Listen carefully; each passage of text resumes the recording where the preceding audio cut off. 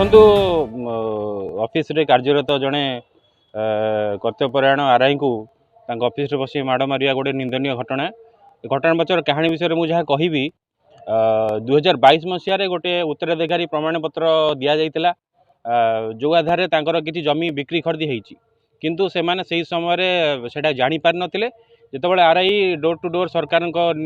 नूतन निर्देशनामा अनुसार दुईखाना संशोधन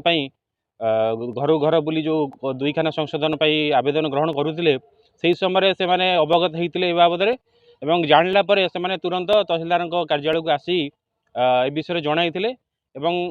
से समय दुईखाना संशोधन समय आम से उभय पक्ष को डाकिकी से पक्ष माने रखापी आम डाकी से पक्ष रखी गोटे प्रकार से समाधान आड़ को गति करुला एवं जो परवर्ती समय से जानिले तार प्रतिकार स्वरूप से माने म्यूटेशन अपील कर लेगाल हेयर को जो सर्टिफिकेट चैलेंज कर किंतु आम यथोचित परामर्श देइथिलु से